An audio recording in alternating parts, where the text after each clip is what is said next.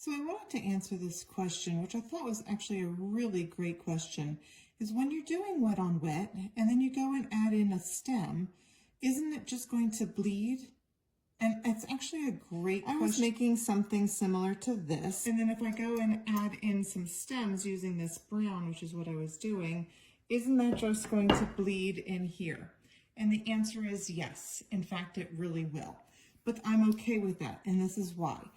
When you are adding in wet on wet, it's going to pick up some of that color and it's going to drop it right in there. And then I bring it down here, and as I touch, it drops it in there, and then I'm on the wet spot. And as you can see, as I'm going down, it bleeds right into the red stem.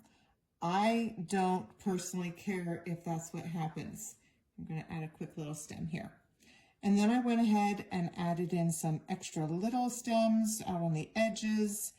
And as I'm doing that, you can see that these are all bleeding with the red. Personally, I don't have a problem with it.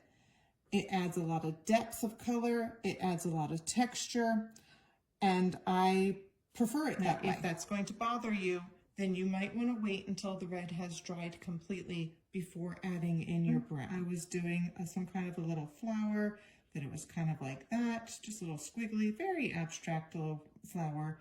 And let's do a second one over here. And now this is still wet. Now what I would typically do is let that dry slightly. At first, I'm not going to actually touch the yellow. I'm just going to put it very close to the yellow, and then I'm going to draw my stem down. So now when I'm coming and adding in, like I want to add the same brown color into the center, I want you to see what's going to happen when I touch that yellow. See how it bleeds? It bled the yellow into the brown, and it bleeds the brown into the yellow.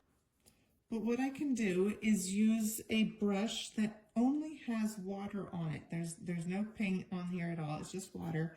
And I can come in and kind of clean it up a little bit. I can come in and kind of dab it and push it back to where I wanted it to be. And what that's going to do is create a little shadow here. I'm just dabbing it off. I'm picking it up and dabbing it off on my cloth, picking it up and dabbing it off. And that's just adding a little shadow here around the inside of this flower, which personally I like. So now that this is completely dry, I want you to just see that because it has bled right around here, it actually gives it some depth. It makes it almost look like it's receding into the flower. And that is what I prefer. And then over here with these little berries, you can see that the stems that came out definitely bled into the little red berries, and that also gives a little bit of depth. So basically to answer her question is, yes, it does bleed. And if that's the look that you're looking for, then if you're looking for something that doesn't bleed, let the yellow dry first completely, and then go in and add in the brown. I hope that helped, and anytime you guys have questions, please ask. I'm happy to answer them, and I want to be able to show you some examples so that you can learn.